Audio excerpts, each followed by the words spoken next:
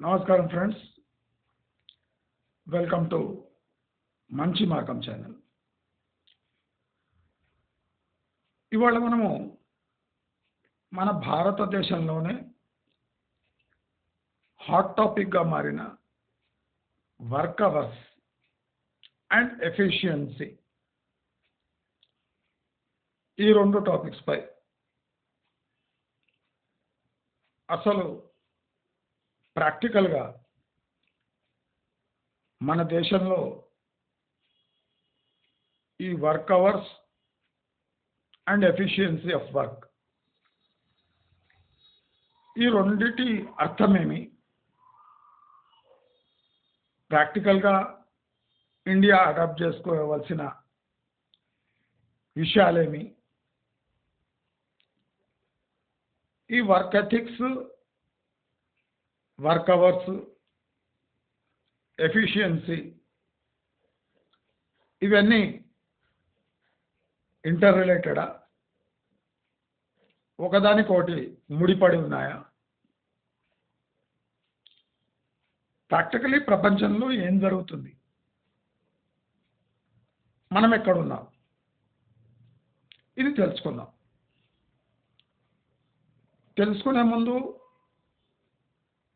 మన సబ్స్క్రైబర్స్ అంతా తెలుసుకోవాల్సిన విషయం ఏమంటే, మైనింగ్ తర్వాత రెండో అతి డేంజరస్ ఇండస్ట్రీ, దారుణమైన ఇండస్ట్రీ గార్మెంట్ మ్యానుఫ్యాక్చరింగ్, అంటే దుస్తుల తయారీ. నా కెరియర్ స్టార్ట్ ఎండ్ అక్కడే అయింది. నేను బెంగళూరులోనే అతిపెద్ద ఫ్యాక్టరీలలో పనిచేశాను. ఇది నా బ్యాక్గ్రౌండ్, ఇది నా ఇండస్ట్రియల్ కార్పొరేట్ నేపథ్యం. ఆ నేపథ్యంతో ఈ టాపిక్ పై పూర్తి అవగాహన ఉండి నేను ఈ వీడియో చేస్తున్నా. చాలామంది దీంట్లో 5% అవగాహన లేకున్నా గంటలు వీడియోలు చేస్తున్నారు. వాళ్ళకి నా శ్రద్ధాంజలి. ఇన్ఫోసిస్ నారాయణమూర్తి కొన్ని నెలల క్రితం సాఫ్ట్వేర్ ఇండస్ట్రీ కూడా లాంగర్ వర్క్ అవర్స్ అడాప్ట్ చేసుకోవాలి, వారానికి 60 గంటలు పనిచేయాలి, అలా పనిచేస్తే కానీ మనం గ్లోబల్గా కాంపిటేటివ్ కాలేము అని చాలా స్పష్టంగా చెప్పారు. ఇలా చెప్పగానే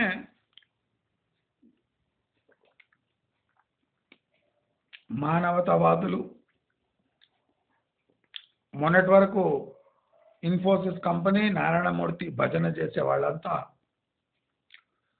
ఉలిక్కిపడ్డారు.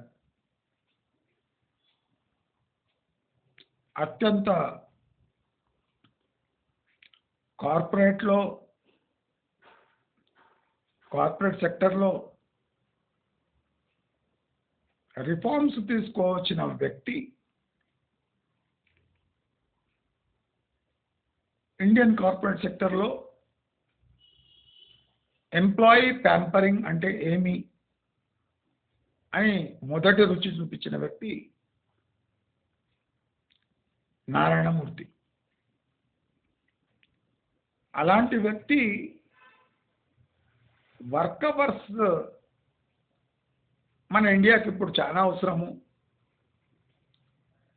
పని గంటలు అవసరం అన్నాడు అని చాలా మంది గగ్గోలు పెడుతున్నారు. మనం తెలుసుకోవాల్సిన పాయింట్ ఒకటి ఉంది. ఒకవైపు నారాయణమూర్తి 60 గంటల పని దినాలు అని మాట్లాడుతుంటే, ఇంకోవైపు ఎల్ఎన్టీ అధినేత దానికన్నా ఎక్కువ వర్క్ అవర్స్ కావాలి, మన లేబర్ లాస్లో చేంజెస్ రావాలి, అయితేనే మనం గ్లోబలీ కాంపీట్ చేయగలము, లేదంటే చాలా ప్రాజెక్ట్స్ మన చేతిలో నుంచి వెళ్ళిపోతాయని స్పష్టంగా తెలియజేశారు. కానీ మన దేశంలో సోమరితనము, ఇన్ఎఫిషియన్సీ,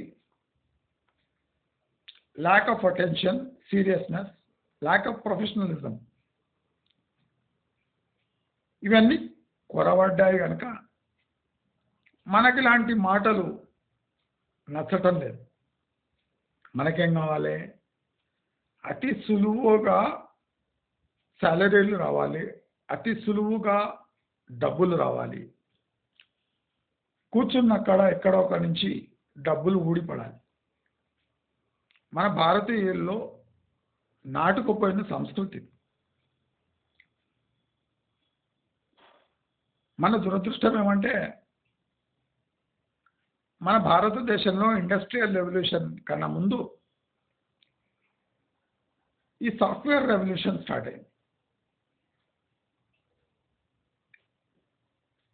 ఇది 20 ఏళ్ళు కొనసాగింది. ఇది కొనసాగటం వల్ల ప్రాబ్లం ఏమైందంటే ఇన్ఫోసిస్ లాంటి సంస్థలు కనీవిని కానీ స్టైఫండ్, కనీవిని కానీ వర్క్ అట్మాస్ఫియరు, కనీవిని కానీ ఇంక్రిమెంట్స్, సైనింగ్ చెక్స్, బోనస్లు,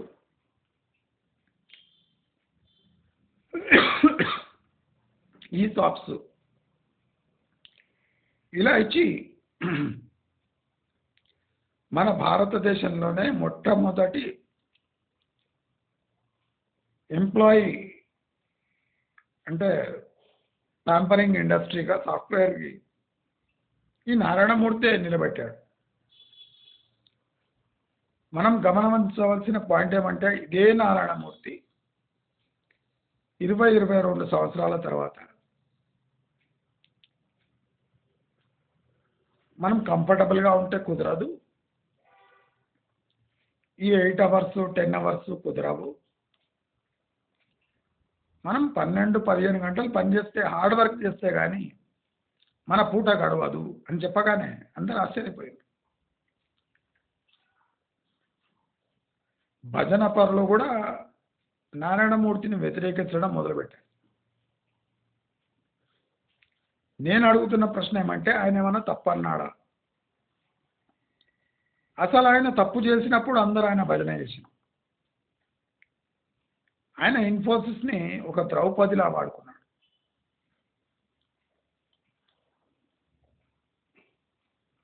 ఇన్ఫోసిస్ని నేను ద్రౌపదితో పోల్చాను.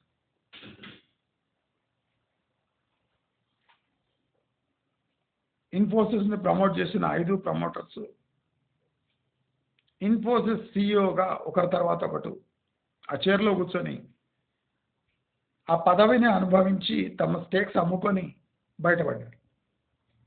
అప్పుడు ఎవరేమనలేదు. ఏం నారాయణమూర్తి నీకు నీ కంపెనీపై భరోసా లేదా అని ఎవరు అడగలేదు.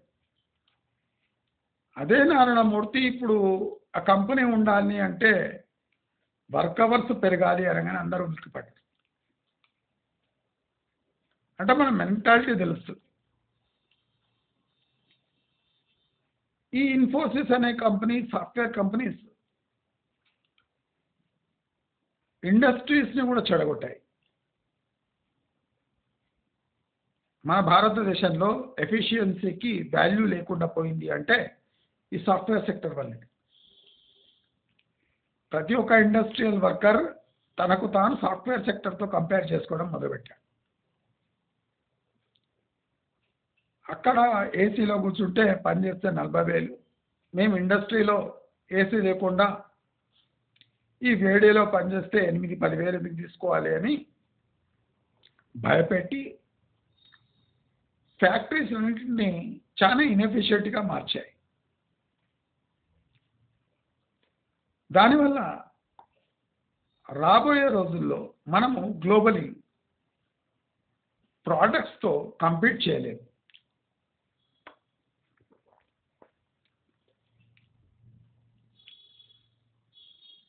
మొన్న బంగ్లాదేశ్లో వచ్చిన క్రైసిస్ వల్ల మనకు ఆర్డర్స్ డైవర్ట్ అవుతున్నాయని మనం సంతోషపడ్డాం.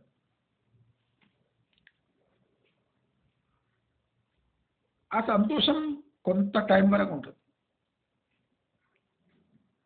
బంగ్లాదేశ్లో ఫుడ్ ఫర్ వర్క్ అంటే ముప్పూటల తిండి పెడితే 12 గంటలు పనిచేసే వాళ్ళు ఉన్నారు. తిండి పడితే శాలరీ ఇస్తే కదా, తిండి పెడితే.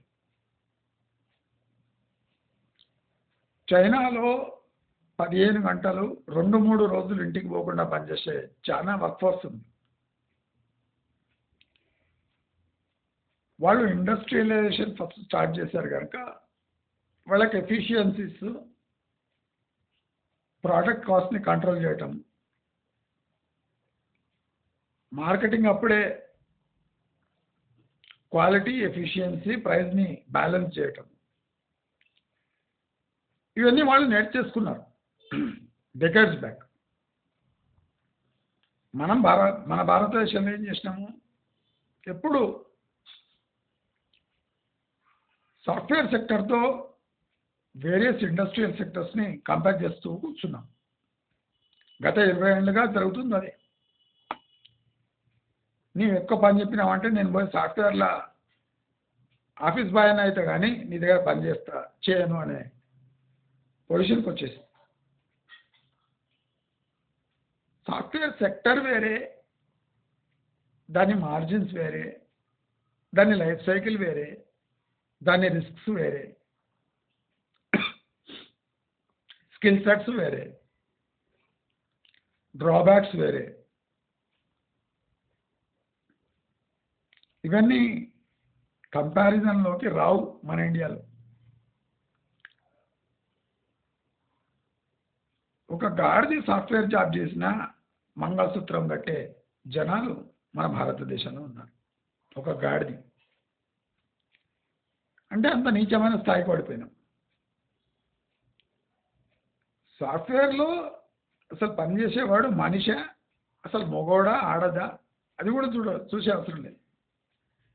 నీ పే స్లిప్ చూసి మంగళసూత్రం కట్టేది, పే స్లిప్ చూసి పెళ్లి చేసుకోవడం, పే స్లిప్ బేస్ మీద కట్నం అడగటం. అంటే పే స్లిప్ ఎన్వైర్న్మెంట్ క్రియేట్ అయింది ఇండియాలో. ఆ పే స్లిప్ ఎన్వైర్న్మెంట్ కాస్త ఆ గాలి వేరే ఇండస్ట్రీస్కి, నాన్ ఐటీ సెక్టర్స్కి సోకి అంత జీతం ఇయ్యలేరు కనుక మేము ఇంతే పని చేస్తాము అనే స్థాయికి మన ఇండస్ట్రియల్ సెక్టర్ వచ్చేసి.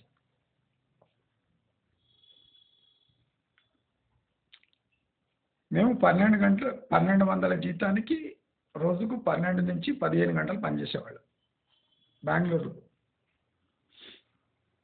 మేము స్టాఫ్ కనుక మాకు ఓటీ కూడా వచ్చేది, అంటే ఓవర్ టైం కూడా పే చేసేవాళ్ళం. 1200 జీతం రోజుకు 12 నుంచి 15 గంటలు నార్మల్. ఓసారి అర్జెంట్ ఆర్డర్ వచ్చిందంటే 2 రోజులు ఫ్యాక్టరీలో ఉండటం, భోజనం తప్ప ఎక్స్ట్రా వాళ్ళు ఏమి ఇచ్చేవాళ్ళు కాదు. మాకు ఇది అలవాటుగా ఎందుకు మారిందంటే, మాకు డైరెక్ట్ కంపిటీటర్ అయిన చైనా, వియట్నాం, బంగ్లాదేశ్, శ్రీలంక, పాకిస్తాన్ ఇలాంటి దేశాలు ఆర్డర్స్ ఎట్లా తీసుకుంటున్నాయి, మనకు ఆర్డర్స్ ఎట్లా వస్తున్నాయి, మనం ఆర్డర్స్ ఎలా ఎగ్జిక్యూట్ చేస్తే అది టైంకి పోతుంది. Export led economy, export based economy, export environment అనేది కంప్లీట్లీ డిఫరెంట్గా ఉంటుంది. మన దేశంలో డొమెస్టిక్ డిమాండ్ ఎంత పెరిగినా అది ఎక్స్పోర్ట్ లెడ్ ఎఫిషియన్సీకి దారితీయదు. ఎందుకంటే టార్గెట్స్ కానివ్వండి, ఫారెన్ ఎక్స్చేంజ్ రాదు. ఇక్కడ ప్రోడక్ట్ డెలివరీ డెడ్లైన్స్ అంత స్ట్రిక్ట్గా ఉండవు. ఒక వారం లేట్ అయినా పర్వాలేదు ఇండియాలో. కానీ మనం ఒకటి ఎక్స్పోర్ట్ లెడ్ ఎకానమీ, ఎక్స్పోర్ట్ ఎన్వైర్న్మెంట్లో పోయినామంటే ఇక్కడ నుంచి యుఎస్కు పోయే షిప్ పోవాలంటే షిప్కు 40 to 45 days పడుతుంది. ఆ షిప్లో మన గూడ్స్ పోలేదు అంటే నెక్స్ట్ షిప్ 1 week అయినాక వస్తుంది. సో 1 week డిలే అంటే ఆర్డర్ క్యాన్సిలేషన్స్ జరుగుతాయి, కోట్లలో నష్టం వస్తుంది కనుక export led environments, industrial environments, domestic orders, domestic industrial environments totally different ఉంటాయి. మనకు ఇండస్ట్రియలైజేషన్కి పెద్ద అడ్డుకట్ట పడింది అంటే ఈ సాఫ్ట్వేర్ సెక్టర్ వల్ల. చాలా మంది మెకానికల్ ఇంజనీర్స్ కూడా సాఫ్ట్వేర్ కోర్స్ చేసి సాఫ్ట్వేర్లో జాయిన్ అయ్యారు, సివిల్ ఇంజనీర్ కూడా సాఫ్ట్వేర్ కోర్స్ చేసి సాఫ్ట్వేర్లో జాయిన్ అయ్యాం, కంప్యూటర్ ఇంజనీర్ అయితే న్యాచురల్లీ కంప్యూటర్స్లో పోతాడు, ఎలక్ట్రానిక్స్ ఇంజనీర్ కూడా కంప్యూటర్ కోర్స్ చేసి కంప్యూటర్లో జాయిన్ అయ్యాడు. అంటే ఏ సబ్జెక్టు తీసుకున్నా వాడు లాస్ట్కి పోయేది సాఫ్ట్వేర్లో అనే ఒక అంటే నార్మల్ ఫీచర్ మన ఇండియాలో డెవలప్ అయిపోయింది. ఇండస్ట్రియల్ ఎన్వైర్న్మెంట్ కూడా సాఫ్ట్వేర్ లాంటి క్లైమేట్ కావాలి అని ఇండస్ట్రియల్ వర్కర్స్ కూడా డిమాండ్ చేస్తారు. సాఫ్ట్వేర్ కల్చర్ ఇండస్ట్రియల్ ఎన్వైర్న్మెంట్కి వచ్చిందంటే ఇన్ఎఫిషియన్సీస్ పెరిగిపోతాయి. ఇప్పుడు మన సన్నాసులు డావోస్కి, సింగపూర్కి పోయి పెట్టుబడులు ఆకర్షించడానికి పోయింది. వీళ్లకు efficiency of work, quality of work, product price, global environment, global productivity levels, global margins, productivity-led growth, foreign exchange-based environment or income. అంటే ఇలాంటి క్రిటికల్ థింగ్స్ పై అవగాహన లేకుండా ఫ్లైట్ ఎక్కి దావోస్కు పోయి మేము పెట్టుబడులను ఆకర్షిస్తున్నామంటే అది ఒక జోక్లాగా అనిపిస్తుంది. అక్కడ ఒక మనిషి నిలబడి మీ ప్రొడక్టివిటీ లెవెల్స్, మీ ఎఫిషియన్సీ లెవెల్స్ సౌత్ ఏషియాని కంపేర్ చేస్తే ఎలా ఉన్నాయంటే నోళ్ళు పెట్టే పరిస్థితి మన చీఫ్ మినిస్టర్ది, మన finance minister. Because they have never seen such environment. Export led environment చూస్తే కదా మీకు తెలిసేది. అక్కడ ఎఫిషియన్సీస్, అక్కడ టార్గెట్స్, అక్కడ డెడ్ లైన్స్, ఒక ఆర్డర్ క్యాన్సిల్ అయితే ఎన్ని కోట్ల నష్టం, ఇవన్నీ చూస్తే అనుభవిస్తే తెలుస్తుంది. అంతేగాని భూములు ఇస్తాము, నీళ్ళు ఇస్తాము, పెట్టుబడి పెట్టండి, షెడ్లు కట్టండి, పనులు మెత్తలు పెట్టండి అని అంటే అది కౌషెడ్ కాదు. ఒక ఇండస్ట్రీ నెలకొల్పితే అది గ్లోబలీ కాంపిటేటివ్ ఉండాలి, లేదా బయట తయారు చేసిన ప్రోడక్ట్ కన్నా తక్కువ రేట్లో తయారైతే కానీ మన ఇండియాలో మేక్ ఇన్ ఇండియా సక్సెస్ఫుల్గా.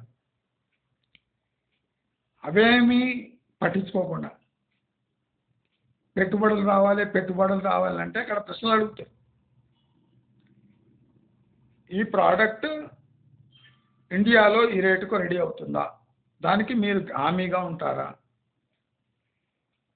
మీ దగ్గర ఉన్న పాపులేషన్ ఈ ఇండస్ట్రియలైజేషన్కి రెడీగా ఉందా, ఈ స్కిల్ సెట్స్ ఉన్నాయా, స్కిల్ సెట్స్ ఉన్నా, ఎఫిషియన్సీ ఉందా, మీ లేబర్ లాస్ ఏమంటున్నాయి, మీ మినిమం వర్కింగ్ అవర్స్ ఏమున్నాయి, మీరు లేబర్ లాస్ ఏమైనా చేంజ్ చేయగలరా, చేంజ్ చేయగలిగితే ఎన్ని చేంజ్ చేయగలరు, మాకు ఇచ్చే మీరు ప్రోత్సాహకాలేమి, ప్రోత్సాహకాలతో బాటు మేము పే చేసే శాలరీస్లో ఏమన్నా మనం చేంజెస్ చేయవచ్చా. ఫస్ట్ ప్రొడక్టివిటీ, ఎఫిషియన్సీ, క్వాలిటీ, ఈ మూడు గ్లోబలీ ఒక స్టాండర్డ్ బెంచ్ మార్క్స్ క్రియేట్ చేస్తాయి. తర్వాతే పెట్టుబడులు, ఫారెన్ ఎక్స్చేంజ్, ఎక్స్పోర్ట్స్ ఇవన్నీ తెరపైకి వస్తాయి.